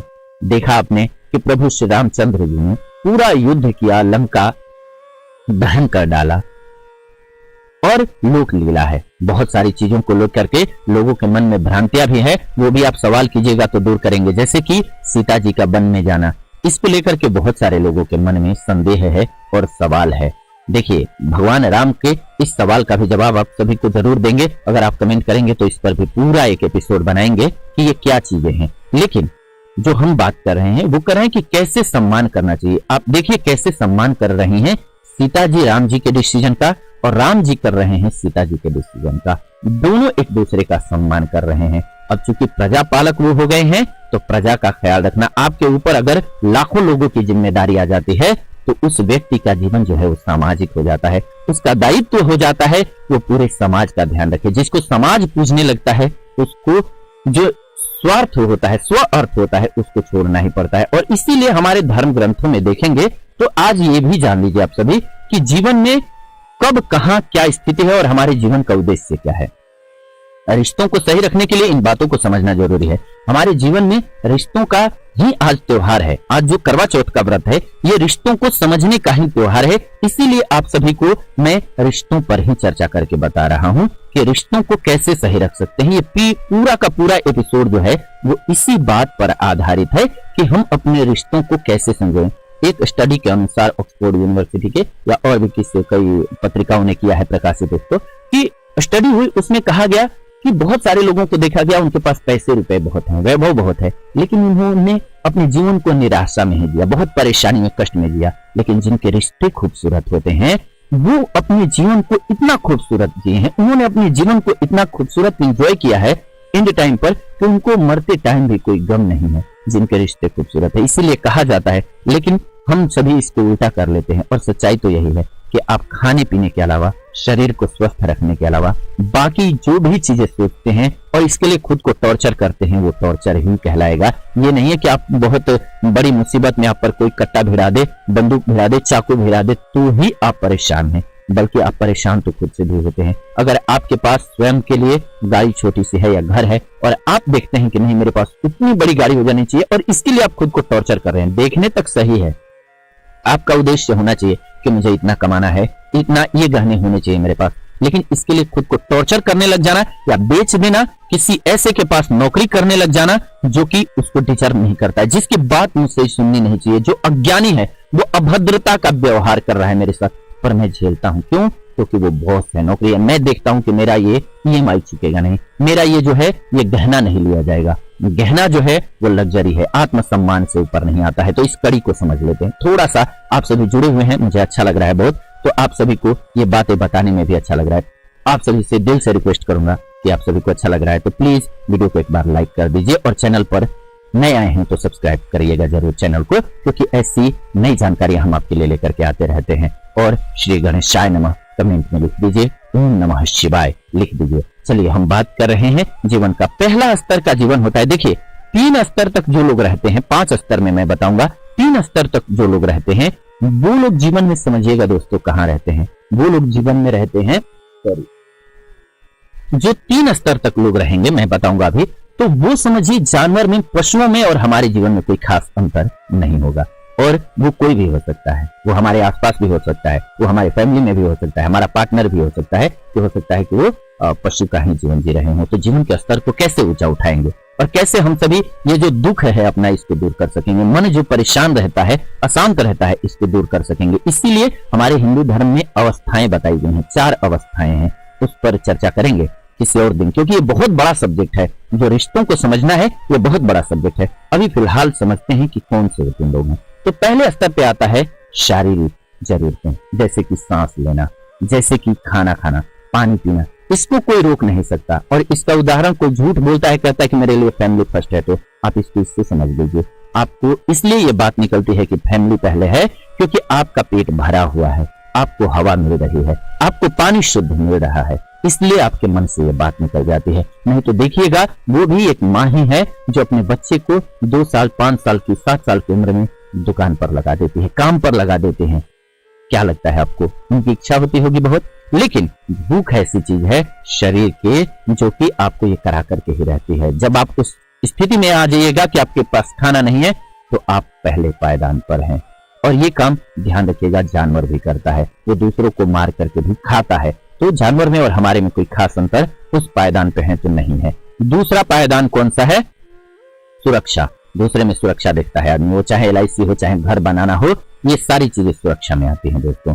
तो सुरक्षा करता है इंसान। इससे थोड़ा सा जब ऊपर होता है तो आप देखते होंगे खाना के बाद घर वगैरह बनाते हैं, कपड़े लेते हैं अच्छे। इसके बाद तीसरे स्टेज पर जो इंसान चले जाते हैं वो बिल्कुल समझिए कि अपने लिए सुरक्षा के साथ साथ फैमिली बनाने लगते हैं। जब आप नौकरी लग जाते हैं तो क्या देखते हैं कि मेरी एक पार्टनर अच्छी हो या मेरा पार्टनर अच्छा हो, आप ये ढूंढते हैं। तो परिवार बनाते हैं, बच्चे बनाते हैं, उसमें थोड़ी सी सुरक्षा भी होती है कि बच्चे आपका ख्याल रखेंगे, आप बच्चों का ख्याल रखते हैं, फिर बच्चे आपका ख्याल रखते हैं, तो ये म्यूचुअल है। लेकिन आप परिवार बनाते हैं। अब परिवार के बाद जो ऊपर आता है वो है आत्मसम्मान, यानी कि आत्मसम्मान। यहां से आप पशु से इंसान बनते हैं। जिस इंसान में आत्मसम्मान नहीं है वो पशु के समान ही है। आप किसी भी पशु को, जीव जंतु को ऐसे भगा देते हैं, डांटते हैं या मारते हैं, वो इतना केयर नहीं करता है, उसको प्रतिष्ठा की बात नहीं होती। कुत्ते को आप कुत्ता कह देते हैं, उसको बुरा नहीं लगता है, लेकिन इंसान को कहेंगे तो लगेगा उसे बुरा। क्यों?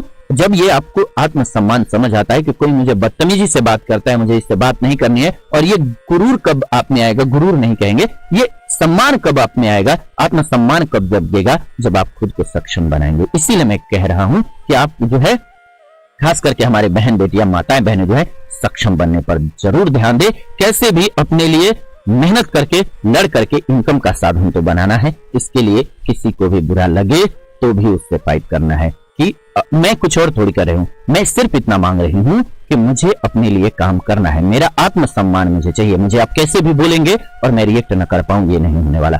आप रिस्पेक्ट कीजिए, आपके लिए जान हाजिर है, मैं आपके लिए सर्व करूं, मैं आपके लिए जो करूं मुझे खुशी होगी। लेकिन आप मेरे साथ बदतमीजी करें तो पराधीन सुख सपने ही नहीं। और ये भी एक प्रकार की पराधीनता ही है, आर्थिक गुलामी है। और बहुत सारे जगहों पर देखेंगे क्योंकि पुरुष कमाते हैं और माताओं बहनों के पास हाथ में अर्थ नहीं होता है, पैसा नहीं होता है, वो स्टेप नहीं उठा पाएंगे। इसलिए उनके कई बार बर्बरता को झेलते हैं और उनके दोनों साइड चला जाता है। यानी कि ना तो ससुराल पक्ष ध्यान देता है उनके इन भावनाओं पे और ना ही मायका ध्यान दे पाता है, यानी कि माता पिता का पक्ष ध्यान दे पाता है। उनको लगता है हमने शादी कर दिया, बात खत्म हो गई। वहां पे बात खत्म नहीं हो गई, आपकी जिम्मेदारी जरूर है, क्योंकि दूसरे घर वो बेटी गई है, तो ध्यान जरूर इन बातों पर देना चाहिए। हाँ, घर तोड़ना नहीं, बनाना ही चाहिए, लेकिन वहीं तक संवार सकते हैं जहां तक संवारा जा चुके।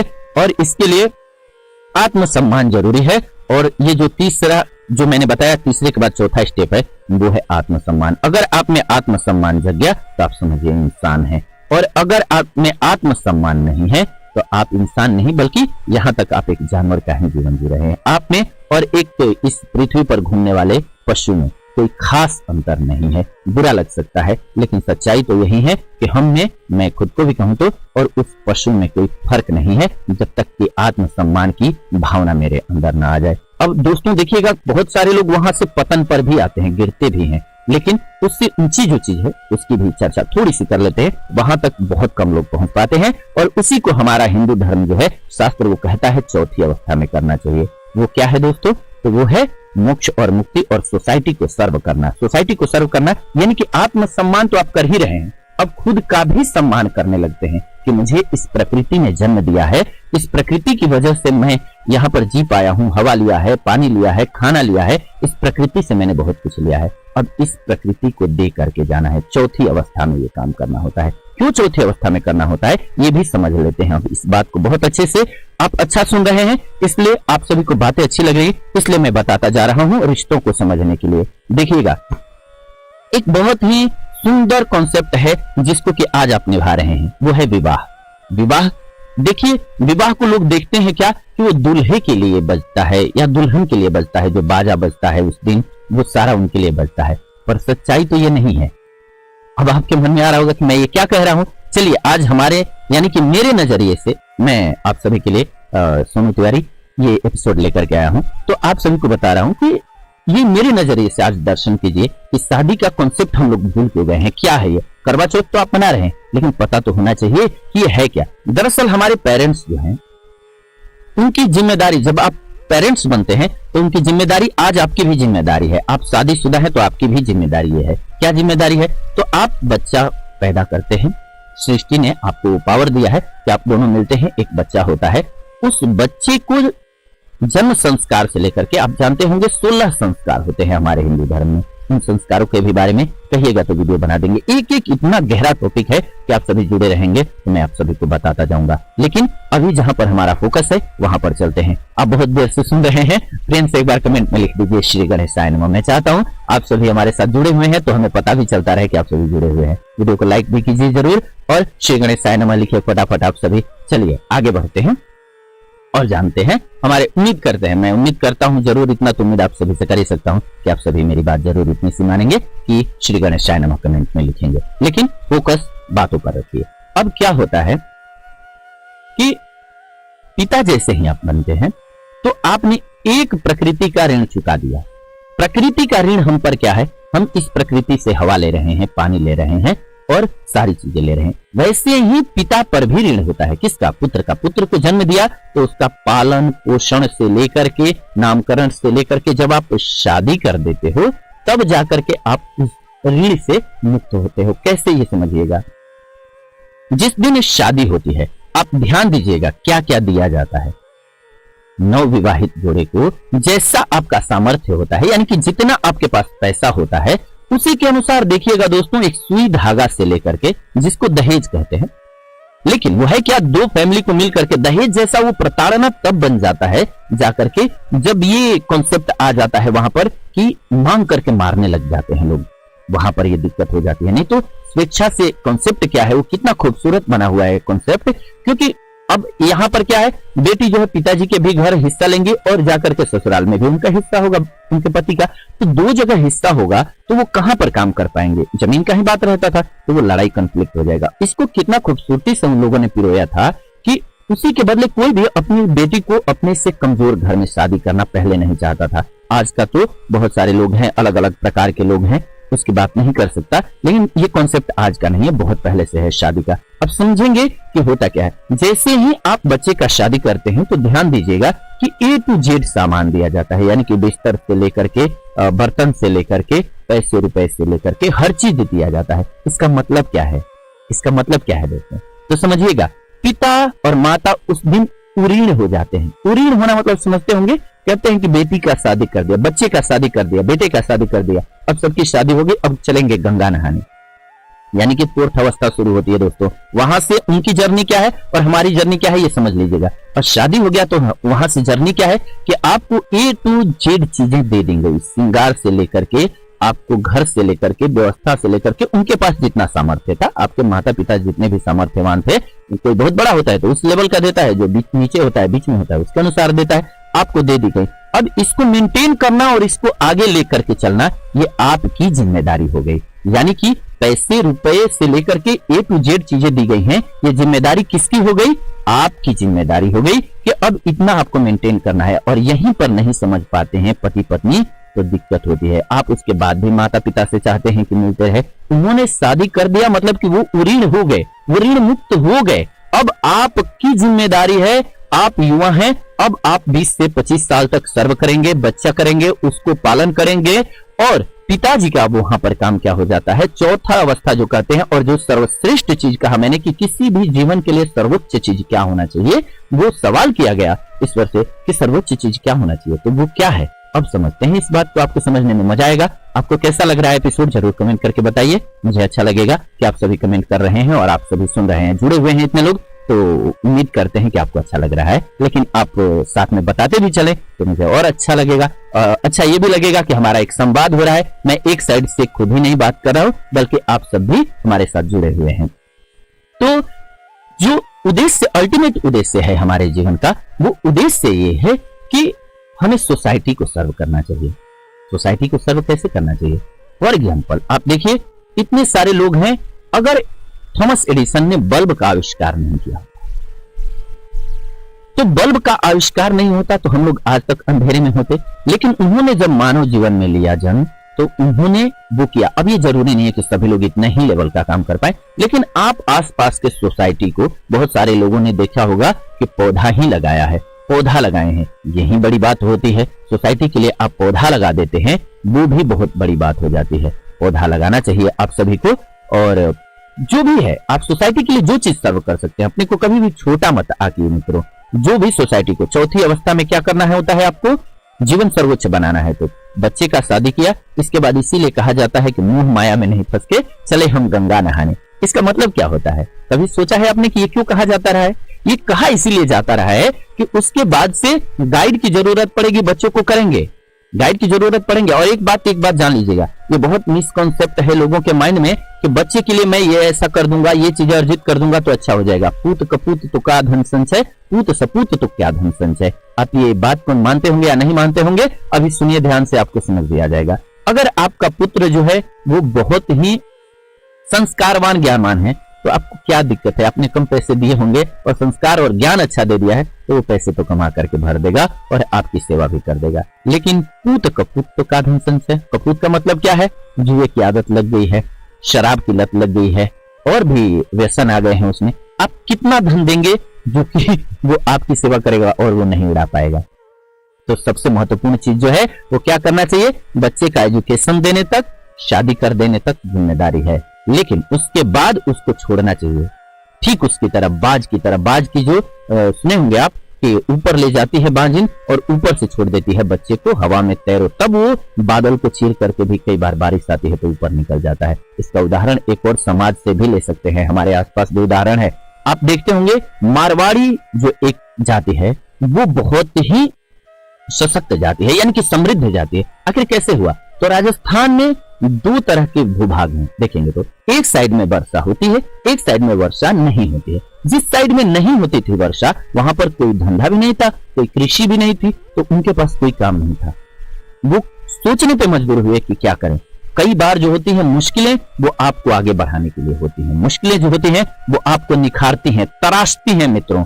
और वो कैसे तराशती हैं? इसी प्रकार से मैं ये क्यों कह रहा हूं, हमारी माताओं बहनों के साथ ये कष्ट होता है क्योंकि उनको कई बार उनका मन होता है कि मेरा एजुकेशन पूरा हो, लेकिन भाई का एजुकेशन तो पूरा हो जाता है, लेकिन ना पति के घर की तरफ से और ना ही अपने माँ बाप के घर की तरफ से कई बार वो पूरा नहीं हो पाता है, उनको पूरा समय नहीं मिल पाता है, इसलिए उनका एजुकेशन पूरा नहीं होता है। और जब तक एजुकेशन उनका पूरा नहीं होगा तो मिसबिहेव करना उनके साथ आसान हो जाता है। क्यों? क्योंकि आपके पास आर्थिक आजादी नहीं है, आप डिसीजन नहीं ले सकते हैं, आपका खाना पीना रुक जाएगा, आप बाहर जाएंगे, आपके साथ कोई बदतमीजी करने लग जाएगा। लेकिन अगर आप आर्थिक रूप से सक्षम है, देखिए एक बार आपने अर्थ का व्यवस्था बना लिया, पढ़ना लिखना पूरा कर लिया कंप्लीट और अर्थ का व्यवस्था बना लिया, आपको कौन आंख दिखा सकता है? आप सक्षम हैं अकेले रहने के लिए, आप अपने बच्चे पालने के लिए सक्षम हैं, अपने डिसीजन के लिए आप सक्षम हैं, और स्वतंत्रता से बड़ी तो कोई चीज है नहीं। तभी इतनी लड़ाइयां दुनिया में लड़ी गई हैं। पराधीन सुख सपने हूं नहीं, पराधीन रहते हुए तो कभी सुख की अनुभूति तक नहीं आप कर सकते हैं, और ये पराधीनता से कम नहीं है, आर्थिक गुलामी है। अगर आप अपने मन की व्यथा तक नहीं कह सकते, अपने मन की परेशानी को आप अपने माँ बाप, अपने पति, अपने ससुर, अपने घर में नहीं व्यक्त कर सकते, नहीं बता सकते, आप अपने मन की बात नहीं रख सकते, तो आप गुलाम तो हैं। और इससे निकलने का एक ही मात्र तरीका है, वही कहा मैंने कि उनके पास कोई साधन नहीं था उन मारवाड़ी लोगों के पास कि वो क्या करें। वो बाहर निकले और बिजनेस करना स्टार्ट किया। वो बाहर निकले उस जंजाल से और बिजनेस करना स्टार्ट किया। आज आप जाएंगे, जिन शहरों में जाएंगे, आप जाते होंगे, देखते होंगे, ये मिसाल बन गया। कहा जाता है मारवाड़ी हो वो, मारवाड़ी हो। इसका मतलब क्या है कि मारवाड़ी लोगों ने बहुत तरक्की किया, बहुत मेहनत किया। और क्यों किया? क्योंकि उनके आसपास कुछ भी नहीं था, तो इसीलिए उन लोगों ने बहुत मेहनत किया। और इतना मेहनत किया कि आज उनका आपको उदाहरण सुनना पड़ता है मारवाड़ी लोगों का। तो इसीलिए अभाव जो है वो कई बार आपको बहुत मजबूत बनाने के लिए आता है। तो इसको कभी भी आप अंदर में मत लीजिएगा कि आप कमजोर हैं, बस ठान लीजिए। तो इतने सारे उदाहरण भरे हुए हैं जिन्होंने अपने जीवन में बहुत सारी चीजें अर्जित की और रिश्ते को सही चलाना चाहते हैं। आप अपने आत्मसम्मान को बरकरार रखते हुए चलाना चाहते हैं, आप चाहते हैं कि आपका आत्मसम्मान हो, तो इसके लिए बहुत जरूरी है कि आप इन चीजों को करें। और खास करके आर्थिक रूप से तो आप आजाद नहीं हैं। आप उसके बाद कुछ भी करते हैं, आपकी बात सुनी जाती है, लेकिन अगर आप डिपेंडेंट हैं आर्थिक रूप से, आपकी बात तक नहीं सुनी जाती है, आपकी राय तक नहीं मांगी जाती है कि इसमें क्या करना चाहिए। और ये सबके मन में भाव होता है, इंसान को इंसान की तरह ही ट्रीट करना चाहिए। नहीं तो मैंने कहा कि पशुओं में और कोई हमारे में अंतर नहीं रह जाएगा। पशु कभी सम्मान ढूंढता है, आप कुत्ते को कुत्ता कहेंगे, वो कहता है कि पलट करके कि मुझे कुत्ता मत कहो, लेकिन इंसान कहता है और नहीं कह पाता है तो सिर्फ इसलिए नहीं कह पाता है क्योंकि वो कहीं ना कहीं आप पर डिपेंडेड है। तो आपको भी ख्याल रखना चाहिए कि ऐसा बिहेव किसी इंसान के साथ नहीं करना चाहिए, लेकिन साथ में उस व्यक्ति को सबसे ज्यादा ध्यान रखना चाहिए जिसको कहा जा रहा है, उसके अंदर आत्मसम्मान जगेगा तो वो मेहनत करेगा, और मेहनत करोगे तो ही जीवन में आगे बढ़ सकते हो और तो ही आपका सम्मान हो सकता है। अदरवाइज आपका सम्मान नहीं हो सकता है, आपका मिसबिहेव के साथ साथ जो है उपयोग किया जाएगा। तो करवा चौथ व्रत की कथा मैं आज आप लोगों को सुना रहा हूँ, और करवा चौथ व्रत की चलिए एक बार कथा श्रवण कर लीजिए। करवा चौथ व्रत जो है बहुत ही पावन व्रत है, और अब कथा एक बार सुन लीजिए करवा चौथ का। आप सभी जो भी हमारे भाई बंधु लेट जुड़े हैं, उन सभी से मेरी एक बार दिली इच्छा है, रिक्वेस्ट है माताओं बहनों से कि आप सभी वीडियो को लाइक कर दीजिए और एक बार प्रेम से आंखों को बंद कीजिए और कमेंट में लिखिए श्री गणेशाय नमः। चलिए आपको एक बार कथा सुना देता हूँ। आप जो लोग भी लेट जुड़े हैं उनके लिए, क्योंकि आज करवा चौथ का दिन है, आज के दिन करवा चौथ का कथा सुनना बहुत जरूरी है। करवा चौथ की कथा क्या है?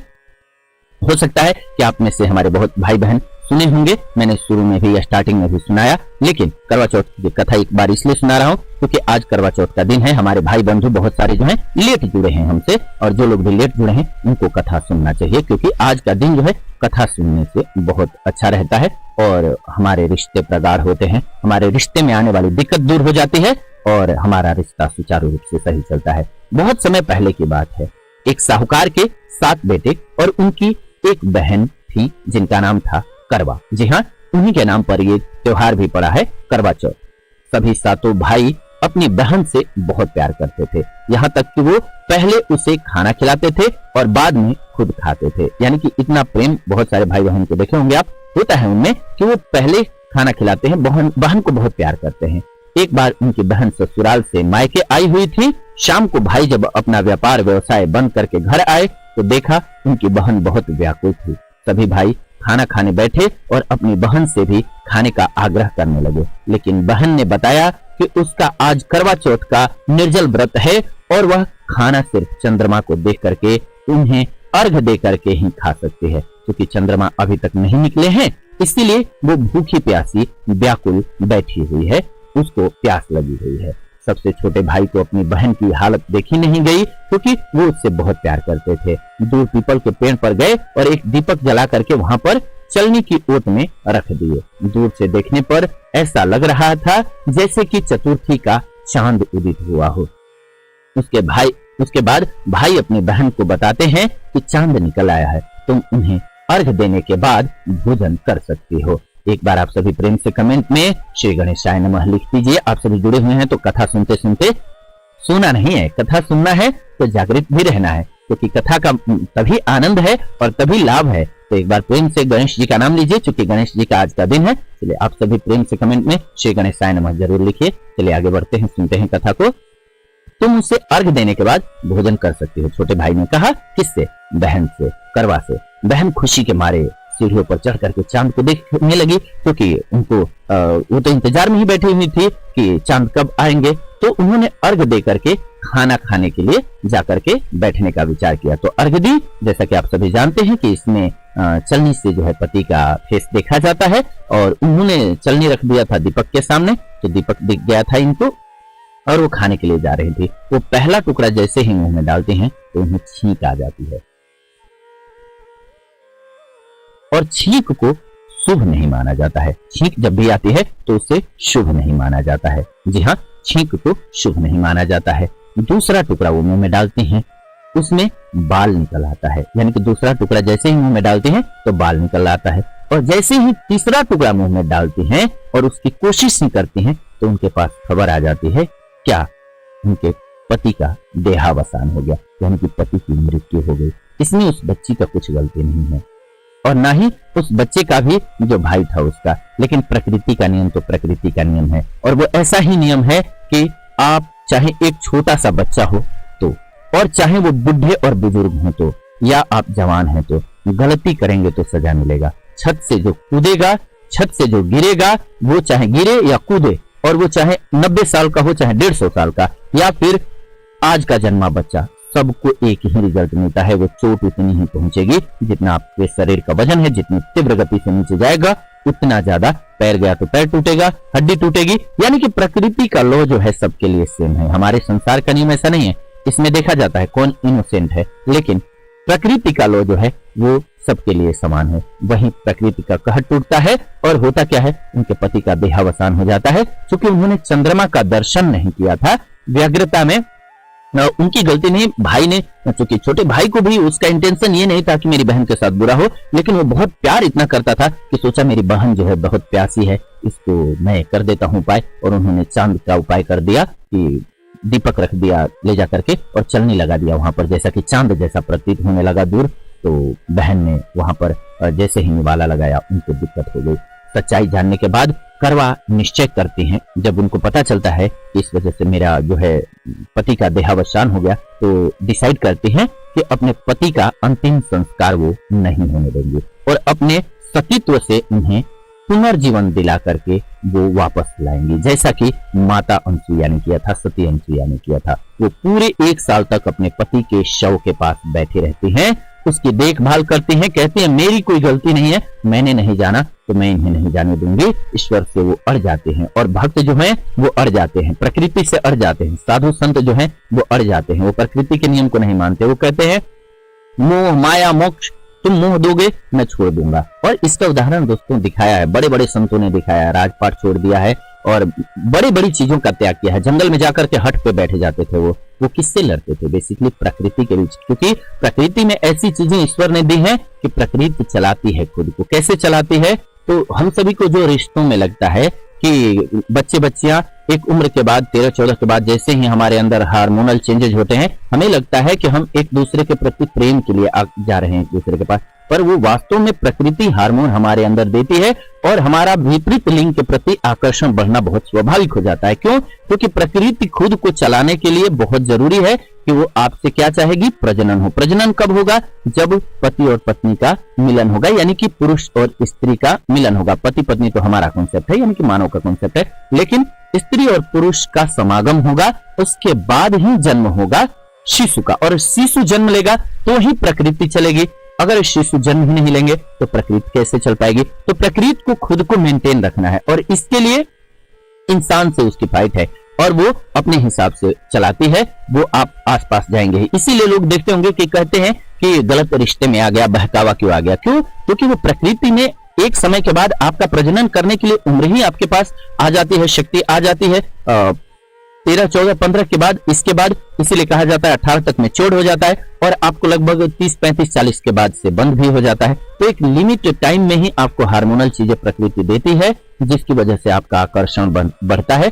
क्योंकि प्रकृति को चलाना है, इसलिए इतना जोरदार ये होता है कि वो इसीलिए कहा गया है कि मोह माया मोक्ष, ये मोक्ष नहीं, मोह माया ये सभी घेरता है हम सभी को, और हम सभी को लस्ट भी घेरता है। और लस्ट घेरने का कारण जो है वो यही है क्योंकि हार्मोनल चीजें हैं। और वो प्रकृति का नियम मैंने बताया आप सभी को कि वो ये नहीं देखता है कि हमारा रिश्ता किससे क्या है, उसको अपनी प्रकृति चलाना है। इसीलिए आप कई बार सगे संबंधियों में भी संबंध देखते हैं। वो क्यों होता है? क्योंकि प्रकृति का लॉ ये डिसाइड नहीं करने देता है, वो ये नहीं जानता है कि आप किससे करेंगे, उसको मतलब है प्रजनन से। तो वो प्रजनन के लिए आपके आसपास, इसीलिए इन बातों का ध्यान रखना जरूरी होता है। जो पास आएगा उससे प्रजनन होता है। ये आपके माइंड का काम है। हमें इंसानों को माइंड दिया है, ईश्वर ने अलग से क्या दिया है? माइंड दिया है, दिमाग दिया है। इसका इस्तेमाल करते थे ऋषि मुनि। कैसे करते थे? तो प्रकृति का काम है हमें फंसाना मोह माया में। प्रकृति हमें किस में फंसाती है? मोह माया में फंसाती है। आपको बच्चे में मोह माया घुसेगा, आपको शरीर में मोह माया घुसेगा, पैसे रुपए में मोह माया घुसेगा, वो धन दौलत में, हर चीज में मोह माया, ताकि आप इस प्रकृति के चक्र में फंसे रहो। इसीलिए 84 लाख योनियां जो है उसमें आप भटकते रह जाते हो। क्यों? क्योंकि वो ईश्वर के कण की तरफ जाने ही नहीं देगी प्रकृति। क्योंकि जैसे ही आप इसमें मटेरियल में शामिल हो जाते हैं, आप प्रकृति के हिस्सा बन जाते हैं और उसके काल में शामिल हो जाते हैं। और प्रकृति को खुद को चलाने के लिए कभी कीड़ा बनाना है, कभी आपको इंसान बनाना है, बनाया उसको भी भगवान ने है, लेकिन आपके पास माइंड है जिससे कि आप जा सकते हैं मोक्ष की तरफ, ईश्वर की तरफ। और ईश्वर की तरफ जाने के लिए आपको इन चीजों को त्यागना होगा और दूर बैठ के तटस्थ देखना होगा कि चल क्या रहा है। और चल ये रहा है कि प्रकृति खुद को चलाने के लिए आपके अंदर बहुत पावरफुल है, वो हर तरह के हार्मोन्स भी डालती है। और इसीलिए बड़े बड़े जो संत हैं, साधु हैं, उनको किसी का एक्ट बुरा नहीं लगता था। इसीलिए उनको कोई गाली दे, लड़ाई करता था। जब इतने लार्जर स्पेक्ट्स पे आप पहुंच जाते हो तो आपको पता चलता है कि बहुत फर्क नहीं रह जाता है। और ठीक है, गृहस्थ आश्रम में पालन करना जरूरी है। जो जिस रोल में आप हैं उस रोल को निभाना जरूरी है। उस उम्र के अनुसार रोल भी होता है। इसीलिए चौथा अवस्था जो रखा गया है, कहा गया है कि चौथी अवस्था में क्या होता है? आपको भगवत की तरफ भागना चाहिए, यानी कि ईश्वर की तरफ जाना चाहिए। कम से कम उतना तो आप ईश्वर की तरफ समर्पित कर ही सकते हैं। बाकी प्रकृति को चलाने के लिए, क्योंकि प्रकृति ले ही नहीं रही है, बहुत कुछ देती भी है। प्रकृति हमें पालन करती है, हमें खाना देती है, पीना देती है, हवा देती है। ईश्वर ने तो हमें माइंड दिया है, लेकिन इस शरीर को जो दिया है प्रकृति ने, उस शरीर को चलाने के लिए संसाधन भी यहीं से देती है। उसी में से किसी को मारती है और किसी का खाना बना देती है।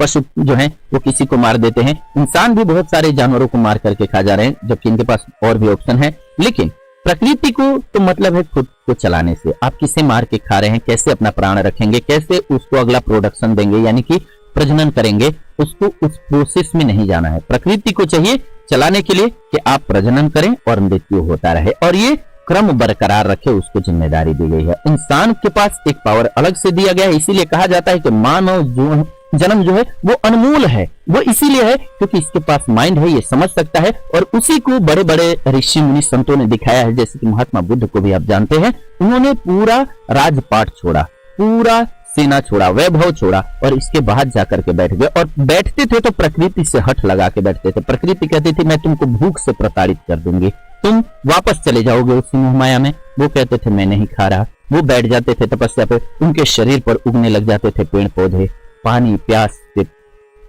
तड़पते हुए। लेकिन उनको उस जीवन का, उसका उद्देश्य जब पता चल गया तो उनको मोह ही नहीं रह जाता था, क्योंकि उनको ईश्वर से मिलन का, और वो लगन जो है, वो मिलन जो है, वहां पहुंचेंगे तो ही समझ सकते हैं। अभी फिलहाल जिस उम्र में होंगे, हो सकता है कि हमारे बहुत सारे बुजुर्ग भी देख रहे होंगे, तो उनके लिए तो ये बहुत जरूरी है कि समझ जाएं कि आपने बच्चों का शादी किया, मोह माया से निवृत्त हो गए। सोसाइटी को सर्व करना जितना सक्षम है उतना करना स्टार्ट करना चाहिए। ये नहीं कि घर के पैसे लेकर के उड़ा रहे हैं। आप तो शारीरिक रूप से ही सोसाइटी के लिए आपका अनुभव है 50 साल 80 साल के जीवन का, 80 साल का अनुभव ही आप शेयर कर दीजिए।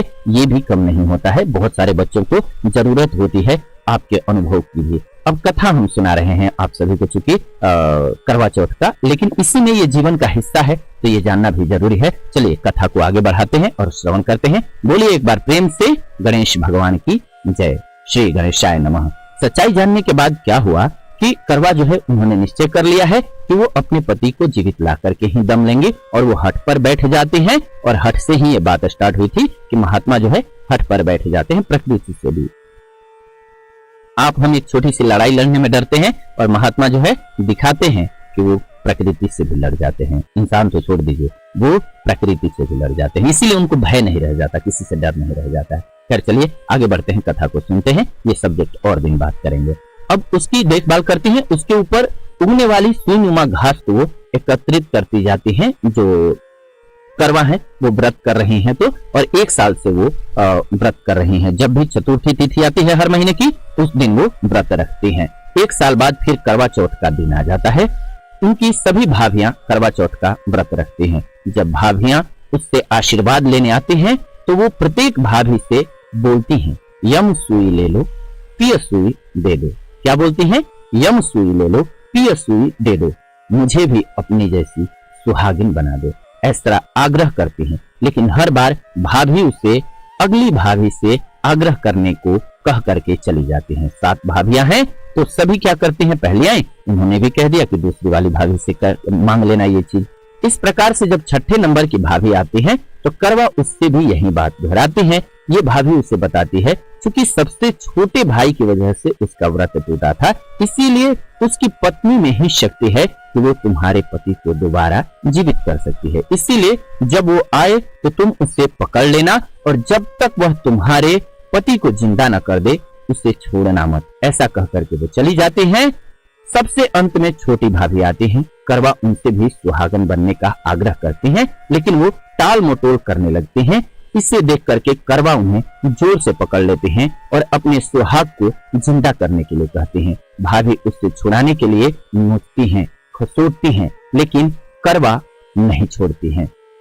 अंत में उनकी तपस्या को देख करके भाभी पसीज जाती हैं और अपनी छोटी उंगली को चीर करके उसमें से अमृत उसके पति के मुंह में डाल देती हैं। करवा का पति तुरंत श्री गणेश कहते हुए उठ जाते हैं, उठ करके बैठ जाते हैं। इस प्रकार से प्रभु कृपा से उनकी छोटी भाभी के माध्यम से करवा को अपना सुहाग वापस मिल जाता है। हे श्री गणेश, माँ गौरी, जिस प्रकार से करवा को चिर सुहागन का वरदान आपसे मिला है, वैसे ही सभी को, हमारे इस संसार के जितने भी हमारे भाई बंधु माताएं बहनें हैं, सभी को ये वरदान दे। और आप सब भी इस बात का विशेष रूप से ध्यान रखें कि किसी नियम को ले तो उसका पालन करें, यानी कि बहुत जल्दबाजी नहीं करनी है। चांद का दर्शन करके ही आपको पूरी बात बताने का मतलब यही है, ये कथा भी यही है कि आप जल्दबाजी न करें। जब चांद निकल जाए तब आप आराम से दर्शन करें, इसके बाद ही आप व्रत को तोड़े। तो इस प्रकार से आज की कथा रही। आज की कथा में आप सभी हमारे साथ जुड़े रहे वीडियो को अंत तक, इसलिए बहुत दिल से धन्यवाद है आप सभी का।